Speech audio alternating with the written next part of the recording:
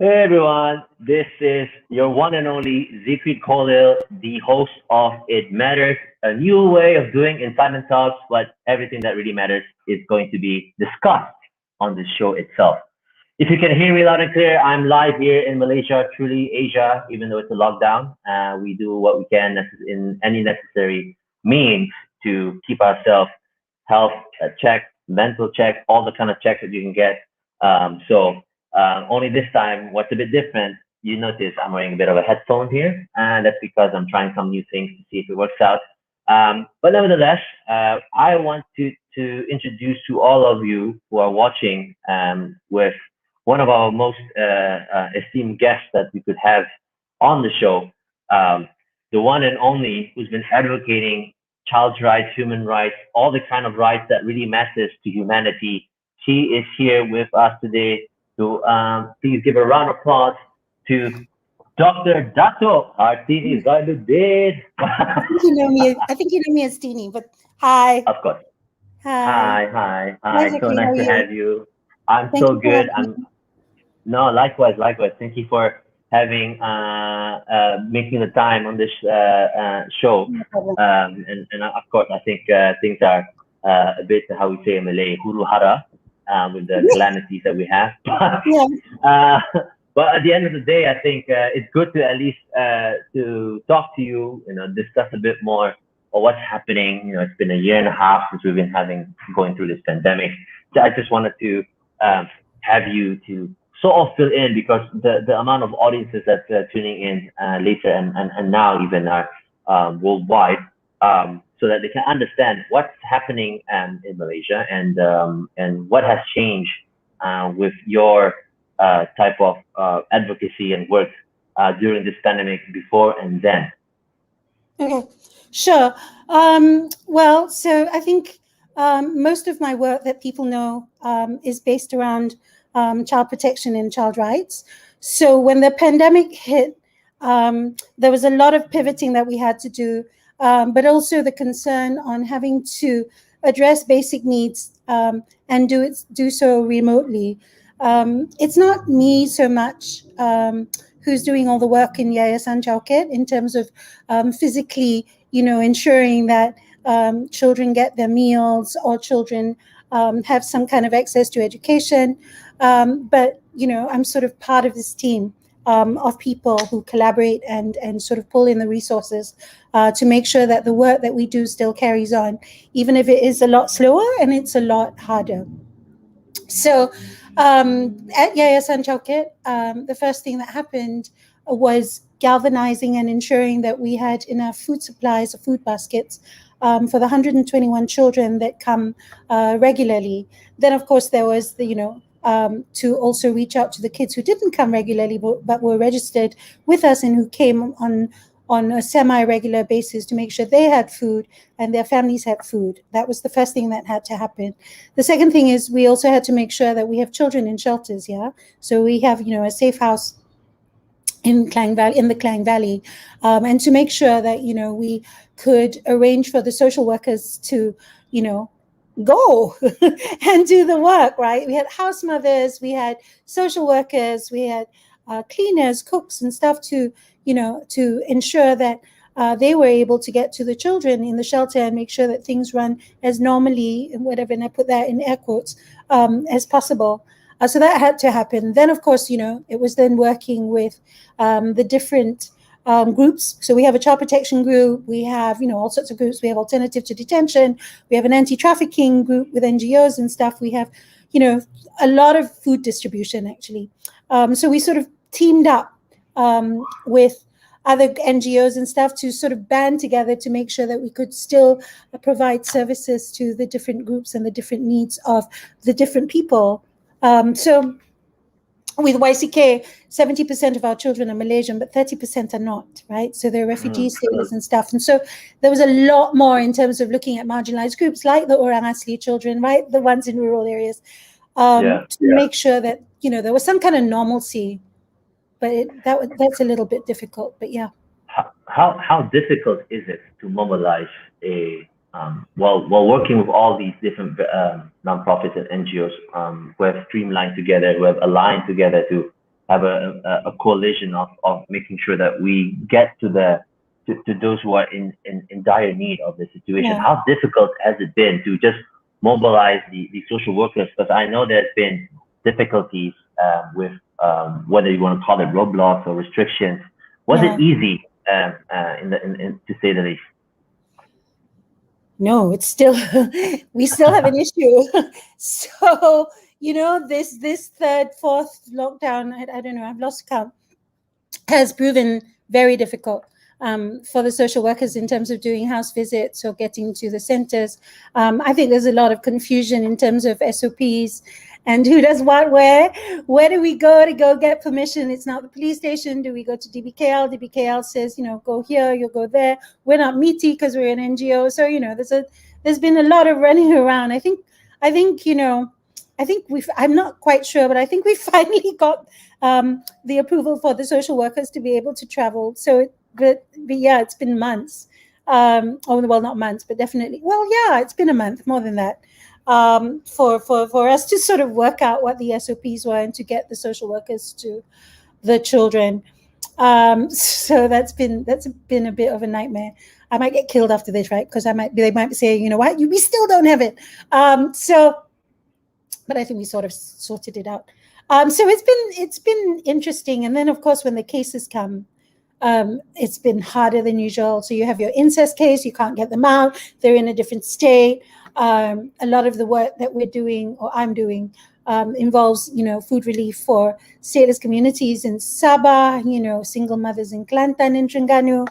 So, yeah, it's not saying, oh, we only work in Chow Kit and, these are the children we serve. It's really like all hands on deck. You do what you can, you coordinate with whoever, and just get it in there, right? So, yeah. No, I'm talking to owners. Yeah. No, I mean, I think all of us could relate to that in many various forms of their experiences, and I think one of the difficulties is to see there's more than just giving food aid here, because it's been like you said, it's been here we've been going through this for a while, a year and a half actually.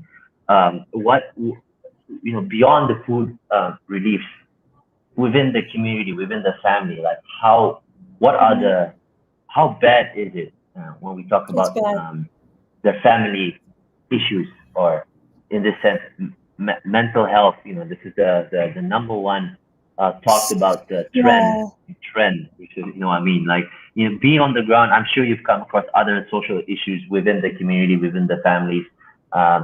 Could you walk through a bit of that so that we know what we're dealing with? So there's loads of things, right? So first is services. So your basic needs, your food, your shelter. Lots of people are getting kicked out of their homes because so many have lost their jobs. They can't pay the rent. So they're either at risk of being kicked out or have already been kicked out. So looking at helping them get alternative shelters and spaces to be able to move in.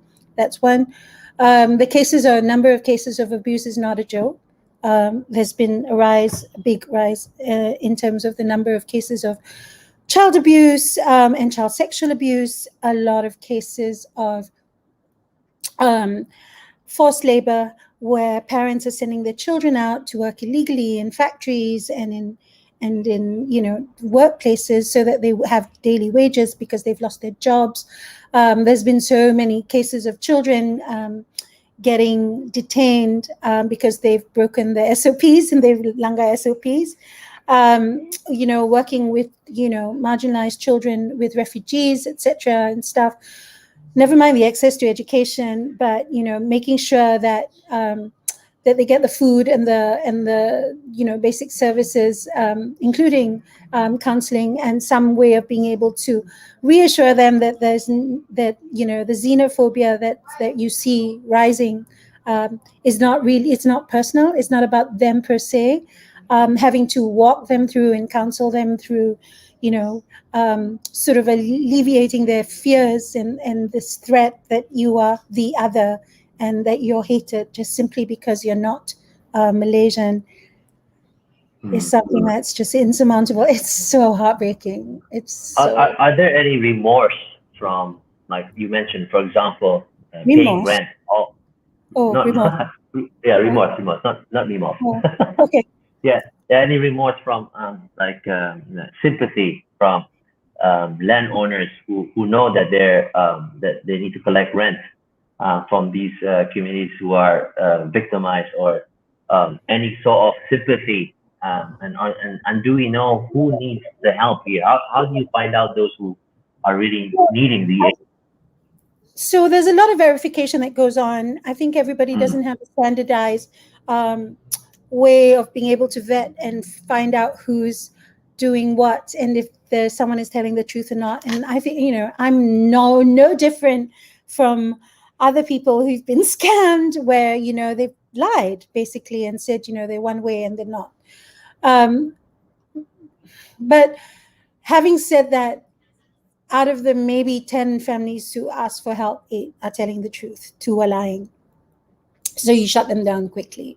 And yes, it has come to the point where you have to come up with some kind of verification process where it is through referrals, and the referrals have to really be people you trust. But even then, there's been cases where the people that they referred to actually still lie. So you need to check with your neighbors. You need people to do house visits if they can, if it's not PKPD. I refuse to ask people to open their fridge and take a video of their homes. I refuse. I won't do that. But it is, like I said, the best way is through referrals and getting neighbors and people to do visits. And if they won't give you their address, and they won't let you come to the house, then it's a scam. And I can imagine how difficult that is to verify each one yeah, who need this, and of course, yeah, like all the, I've come across the same thing as we've come across the same thing as you have, with people claiming as such, and then later you find out they're just okay, and it's not that easy, to go around. But I'm just gonna take a quick 2 minute break. We'll be right back with a short video to showcase some other NGOs who are also on the front line in conjunction of other companies who are showing their intention to really help. So we'll be right back with Dr. Hartini in a bit.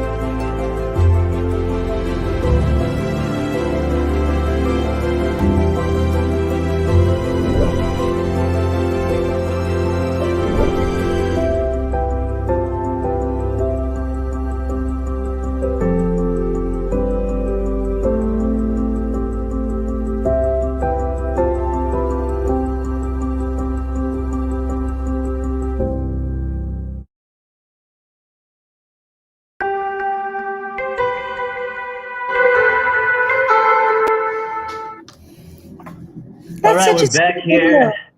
I love Have you that. not seen that video? You have not seen that No, video before? Oh, no. okay. Well, there's a first for everything. So I'll be more than happy to show you the video if you want to have it.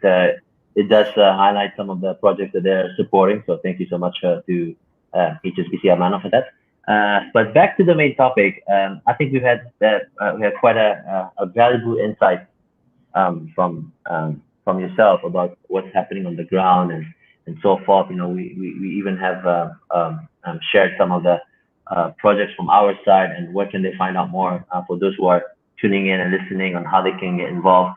But there's still a question that I need to ask you, so that all the audiences who are watching this understand the how terrible and how heavy this is, even though they're not directly impacted. So what would you say to those who a lot, right? So what would you say to those who feel like, how does this matter to me? I'm doing fine. Why should I care? Even though I've helped so many people.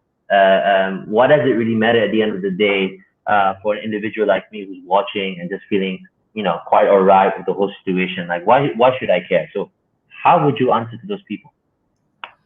What I would tell you is that there are many people out there who are suffering right now, fellow Malaysians, single mothers, children, the elderly, disabled, orang asli, stateless, refugees, etc., that we are, as a nation, responsible and to take care of one another. And Malaysians are, and I know this is so cliche, but it's absolutely true.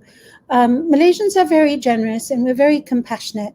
And never mind the noise out there with the xenophobia and, look out for yourself and charity begins at home. Yes, charity begins at home. Helping one another at home is very, very important. But the home is so much bigger than you think, right? It's helping other people in Malaysia, within the country, to survive. We're not even asking to get someone else rich. We're not even taking away from anybody else to give to another person. We are sharing what we have. We're sharing our resources so that no one suffers. And so many are suffering. So many are hungry. So many need help. And, no one person can do this alone. No one in one NGO, no organization, and definitely not the government alone. That it is a collective responsibility, collective compassion, and need to ensure that nobody suffers anymore. We've had people, our frontliners are working around the clock to ensure that we all are healthy and that we stay safe, right, from COVID-19. But there are other issues, and the other issues that go alongside ensuring that we don't get infected or that we don't get sick is the fact that we have never had this many people suffer from something that shouldn't happen in this country, which is hunger. So I beg each and every one of you to open your hearts and your wallet and your time, because it's not just about money. It's about sharing your resources, your contacts, your time to help others, doing the job of delivering food or collecting names to just help them with ensuring that people get food and people get food quickly. This is not CSR. This is an emergency crisis where people need to eat. By the time someone asks you for help, it is not the first day that they're hungry. It is the third, fourth, or fifth day, right? I had an old elderly person who hadn't eaten in a week, and I have photos, which I can't share. But this, by the time people ask for help, it is not their first day of going hungry. It is the second, third. It's not even the second. It's the third, fourth, fifth day. So please give immediately, not tomorrow, not the day after, not the next week, today, now. And it is the duty of NGOs to, yes, collect the data, make sure that, everything is accountable, etc. But we've got to move a lot quicker. We have to be a lot more efficient. And I keep telling people, I'm like, stop. It's not CSR, right? We have to find another way to validate the data. We have to find another way to validate the families. There are tech people out there coming out with ways to be able to do the verification. We have focal persons on the ground. If you can't see it for yourself, we can go in and help you verify. But do not make people wait for food. So for me, that's the most important thing right now. Yes, this education that we need to help others, pregnant mothers who need to go to hospitals, volunteers and all the time. But the immediate need, the crisis, is food. And I will give you an example. I'm alone, yeah? This is not a YCK thing. This is me alone, working with Zero Hunger, working with, trainers and stuff in physical, doing campaigns to raise money to help people in Sabah, right? But the relationship is with me because I've been working with them for 18 months. I get 100 to 150 pleas a day. I show you my phone. My phone has been hijacked. The phone number has been given out. All I get is pleas for help. I'll show you my missed calls here. I kid you not. Uh, Missed let's see. calls. Can you see it? Missed calls. This is today and yesterday. Missed calls. Everybody calling me, asking me for food. Signal, Telegram, WhatsApp chat, text messages, Instagram, Facebook, Twitter, 100 to 150. I actually sat there and counted. Even if you give 100 ringgit for a family, that's a lot of money that we're talking about per day. So, if you can bring food supplies, help your local restaurants working on food banks, help your different people, move around, help to deliver food, help then, fill out the Excel spreadsheet. You can help me. I'm horrible at Excel spreadsheets, doing the budgets, trying to figure out, that would be amazing, right? We can raise money. That's the easy part. The hard part is making sure that it gets to the people, and it needs to get to the people. So, I'm not saying we cannot do this alone, and we all need to work together. And, we can check and balance one another too. We understand it's public money, etc. and stuff, but do it quickly.